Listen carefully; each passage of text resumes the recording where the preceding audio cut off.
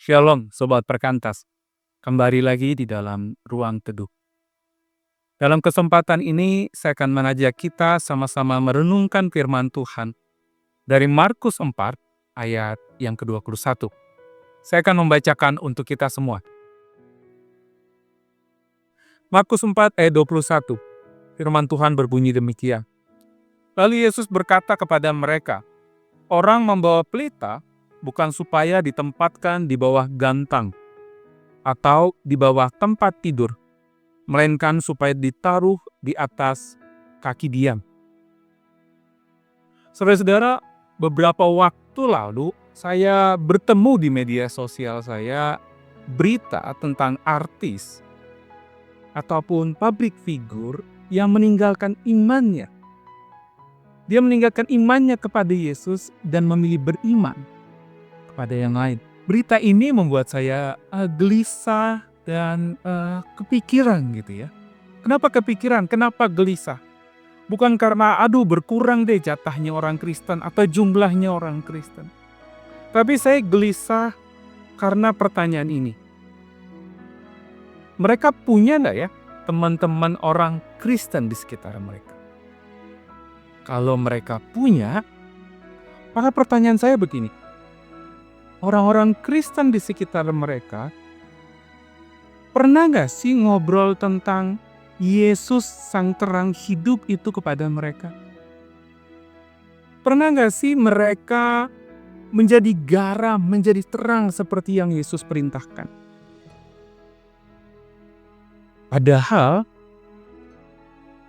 itu identitas kita. Padahal orang-orang di sekitar kita adalah orang-orang yang mau bertemu atau butuh bertemu dengan sang terang hidup. Saya tidak bilang bahwa dunia gelap, seperti tagline di berita gitu ya, Indonesia gelap gitu ya. Saya mau bilang bahwa setiap orang, setiap kita mempunyai pertanyaan hidup, mempunyai pertanyaan penting di dalam hidup kita yang kita ingin temukan jawabannya. Perjalanan hidup adalah perjalanan untuk menemukan jawaban itu. Tetapi kalau nggak ada yang kasih center gitu, kalau nggak ada yang kasih tunjuk jalan, bagaimana mereka bisa menemukan kehidupan yang kekal? Bagaimana mereka bisa bertemu Yesus, sang terang hidup itu? Saudara-saudara, Amsal 20 ayat 7 itu bilang bahwa roh manusia adalah pelita Tuhan yang menyelidiki seluruh lubuk hatinya. Sebagai pelita Tuhan, kita harus menyadari bahwa terang yang kita miliki, terang yang ada di dalam diri kita, itu bukanlah terang yang berasal dari diri kita sendiri. Tetapi terang itu berasal dari Allah, sang sumber terang sejati. Terang Allah itu ada di dalam diri kita saat ini. Terang itu berada dalam diri kita sejak kita menerima Kristus. Sejak kita beriman kepada Dia. Maka saudara-saudara, konsekuensinya jangan pernah menyembunyikan terang itu dari hidup kita. Jangan pernah menyembunyikan terang itu dari orang-orang yang ada di sekitar kita. Karena kita tidak pernah tahu siapa dari antara mereka yang sedang sungguh-sungguh mencari Tuhan di dalam hidup mereka. Kita tidak pernah tahu siapa di antara mereka yang memiliki pertanyaan yang sedang mereka coba temukan jawabannya. Kita tidak pernah tahu. Marilah kita menjadi terang hidup. Saudara-saudara, kalau kita bicara tentang menjadi terang, memancarkan terang Tuhan, memfungsikan terang, kalau di dalam kegelapan itu akan lebih enak.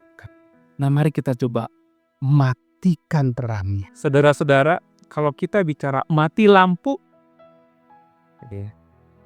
pasti kita akan mencoba mencari sumber terang secepatnya. Karena kondisi gelap tentu tidak enak. Karena kondisi gelap tentu tidak baik. Saya orang jadul, jadi paling tidak biasanya saya nyari korek api gitu ya. Kalau sekarang sudah ada torch dari HP gitu ya. Saya biasanya akan cari macis gitu ya. Nah, saudara-saudara, kondisi hidup kita itu seperti gelapan saat ini. Kita tidak tahu di depan kita itu ada jalan yang seperti apa. Kita tidak tahu tikungan di depan itu harus belok kemana. Kita nggak tahu.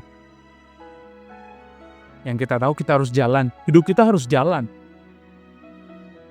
Tetapi di dalam perjalanan hidup itu muncul pertanyaan-pertanyaan tentang kehidupan. Muncul pertanyaan-pertanyaan tentang eksistensi diri. Muncul banyak pertanyaan yang kita coba temukan jawabannya. Kenapa hidup saya begini? Kenapa keluarga saya begini? Nah, saudara-saudara, setiap kita punya pertanyaan di dalam kehidupan. Tapi kalau gelap gini, kita nggak bisa tahu jalan yang benar seperti apa. Maka itu Kristus datang dan menyatakan bahwa dirinya adalah terang dunia. Karena Kristus datang, kita bisa lihat tuh, oh jalannya becek, oh jalannya penuh jebakan, banyak lumpur. Oh harusnya belok kiri bukan belok kanan. Karena Kristus datang, kita tahu. Dan menariknya lagi, terang Kristus ini diberikan kepada setiap mereka yang beriman kepadanya. Sehingga sekarang saya bisa lihat jalan, saya bertemu jawaban atas kehidupan saya. Dan Kristus setelah selesai mengerjakan pelayanannya, meninggalkan dunia. Dan dia mempercayakan terang ini kepada kita. Nah, saudara-saudara, kalau terang ini disimpan, kalau terang ini ditutupi, maka banyak orang gak akan tahu jawaban-jawaban atas pertanyaan kehidupan mereka itu apa. Karena itu terangnya harus dibiarkan terbuka. Sehingga banyak orang yang bisa melihat terang ini. Sehingga banyak orang yang tertarik, kok kayaknya ada cahaya di sana ya, kayak menarik deh. Ayo kita hampiri. Siapa tahu ada jawaban atas pertanyaan saya di sana. Saudara-saudara sekalian, kalau terang ini boleh diteruskan kepada yang lain, akan ada banyak terang yang kelihatan. Kalau diteruskan kepada yang lain, akan ada banyak terang di dunia ini. Nah, kalau kita sudah bicara terang, maka kita terangin lagi deh lampunya. Nah, kalau udah terang gini, memang masih berfungsi? Tentu kita bilang enggak. Tetapi terang yang kayak gini, yang kita semua bisa bertemu dengan terang, itu nanti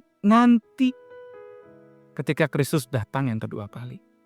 Sekarang, terang ini harus mulai dibagikan ke yang lain, supaya dunia yang gelap boleh semakin terang. Pertanyaannya, bagaimana kita membagikan terang ini? Bagaimana kita membagikan terang yang kayaknya terang saya terlalu kecil deh. Tetapi namanya terang. Sekecil apapun, orang akan tahu bahwa ada sesuatu yang berbeda di sana. Jadi bagaimana caranya?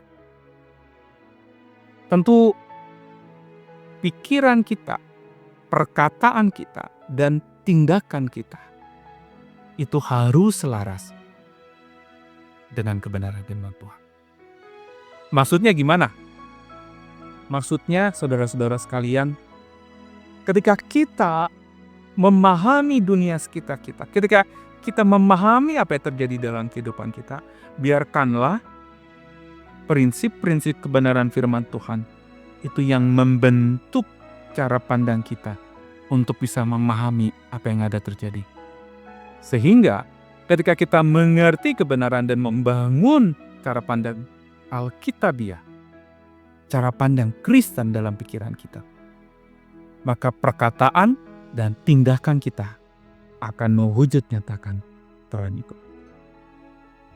Lalu yang kedua, melalui perkataan kita. Saya tidak hanya bicara tentang bagaimana kita berkata-kata yang baik, yang manis, yang sedap didengar, seperti kata Paulus. Tetapi saya mau juga bilang bahwa di dalam jawaban kita, respons kita terhadap permasalahan teman-teman yang ada di sekitar kita, terhadap realitas kehidupan mereka, adakah kebenaran firman Tuhan muncul di situ? Tidak harus buka ayat, tapi prinsip-prinsipnya keluar nggak? Tentang jodoh, gitu ya. Tentang keluarga, tentang masa depan, dan banyak hal. Prinsip-prinsip firman Tuhan itu keluar atau tidak? Lalu yang terakhir, melalui tindakan kita.